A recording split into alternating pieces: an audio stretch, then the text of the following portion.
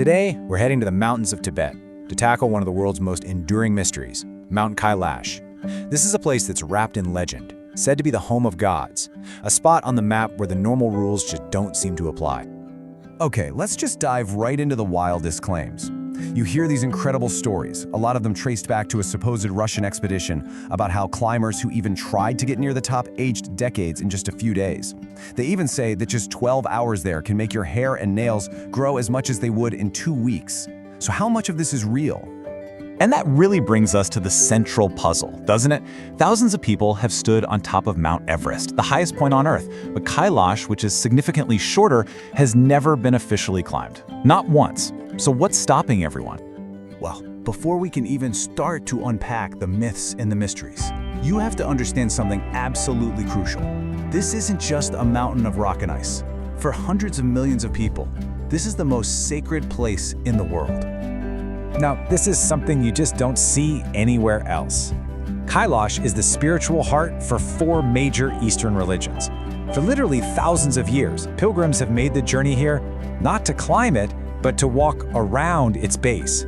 It's a sacred ritual, an act of pure devotion. The goal isn't conquest, it's reverence. And this shared reverence is just fascinating.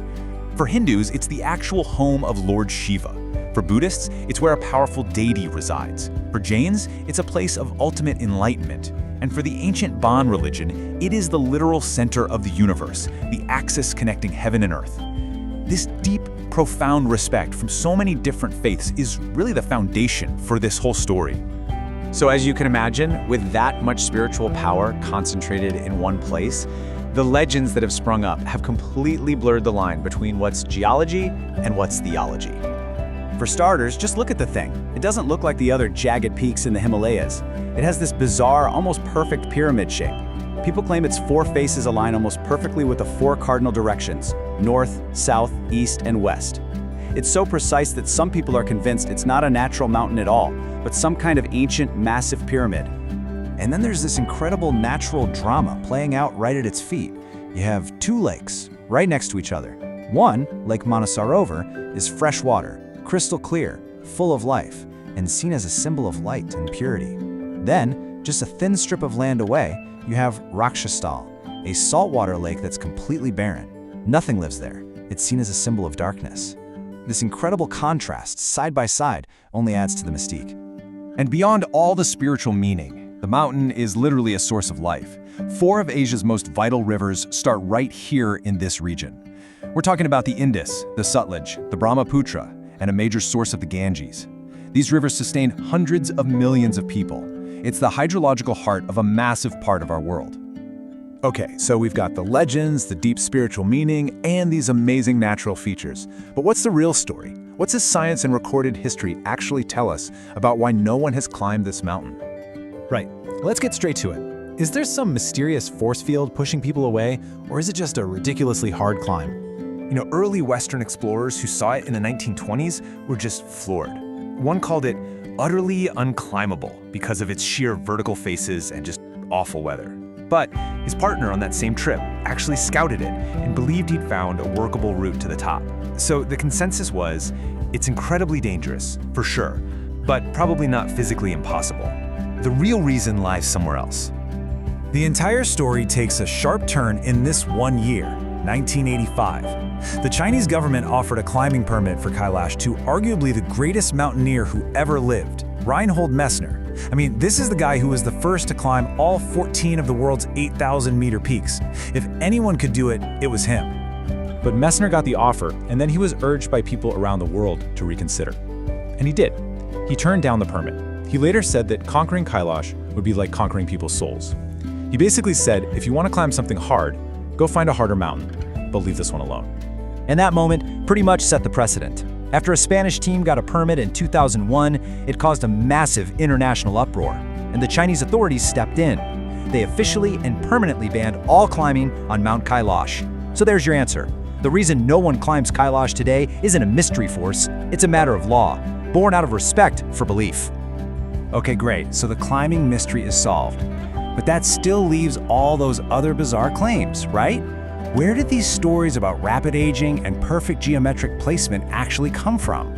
Well, when you start to dig, you find that almost all of these sensational claims, the time warps, the inner Earth stuff, they all trace back to one single source. A Russian ice surgeon named Dr. Ernst Muldashev, who led an expedition there in 1999. Now, he wasn't a physicist or a geologist, and surprise, surprise, none of his fantastic findings were ever published in any peer-reviewed scientific journal. And just to give you a little more context about the source we're dealing with, Dr. Muldashev also claimed to have found Dracula's real castle, he believed in mermaids and vampires, and said that evolution was nonsense. So his claims about Kailash, well, they fit into a much wider pattern. As for its perfect location, well, you see these numbers all over the internet, but a quick check with, a map shows they're just not accurate. They're close enough to sound really impressive and mysterious, but they aren't the exact mystical figures they're made out to be. And the Twin Lakes, there's a perfectly natural explanation for that too. Rakshastal, the dead one, is what's called an endorheic lake. Basically, it's a lake with no drain. Water flows into it, but it can only get out through evaporation, which leaves all the salt and minerals behind. Over thousands of years, it's become super salty and totally barren, while the other lake, with fresh water flowing through it, stays pure. So when you strip away the pseudoscience and the internet rumors, you're left with the real story of Mount Kailash. And you know what? In many ways, it's even more incredible than the myths.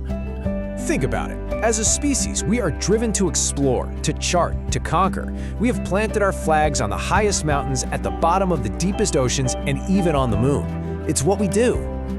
The real miracle of Kailash isn't some secret energy field or a time-warping vortex. The miracle is that in this one place, the entire world, from the best mountaineers to powerful governments, looked at it and together made a choice.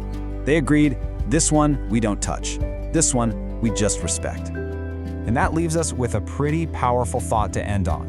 In an age where we're always pushing to conquer the next thing, what is the value of a place we all decide to simply leave alone? The story of Kailash isn't really about what's at its summit, but what its empty summit says about all of us.